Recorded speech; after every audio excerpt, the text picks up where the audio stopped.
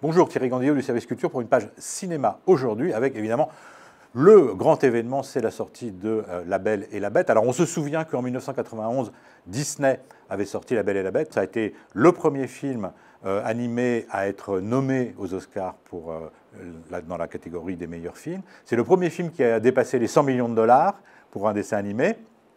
Et par ailleurs, il a été oscarisé pour la musique et pour la chanson Beauty and the Beast. Voilà, Disney reprend évidemment l'histoire de La Belle et la Bête, mais l'élargit énormément puisque le film fait 2h20 alors que le dessin animé faisait 1h24. Donc il y a beaucoup de nouveautés dedans. Alors qu'est-ce que j'en pense? Bon, je ne vais pas vous raconter l'histoire, tout le monde la connaît. Mais en revanche, voilà, il y a évidemment une grande attente de la part des spectateurs qui sont restés comme ça fascinés, à la fois certains, pour les plus âgés, par le film de Cocteau. Mais là, pour moi, il y a deux parties dans le film. Il y a la première demi-heure que j'ai trouvé d'une niaiserie absolument épouvantable. On a l'impression d'être dans Sissi ou Heidi, revisité par l'Office du tourisme du Périgord.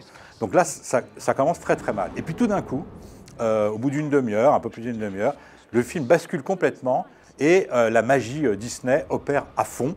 D'abord parce que les personnages sont assez extraordinaires. Vous savez que dans ce château sur lequel la sorcière avait lancé un sort, tous les personnages, les domestiques, les jardiniers, etc., étaient transformés en objets. Une théière, c'est Madame Samovar, qui un chandelier, c'est Monsieur Lumière, etc.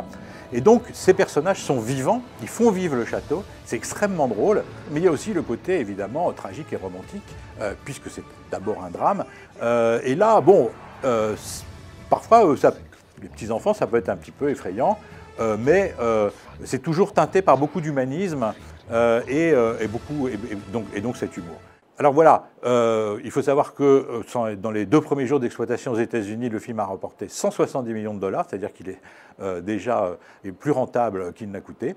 Eh bien, on attend maintenant les résultats pour la France, mais je suis sûr que ça aura un immense succès et ce sera mérité.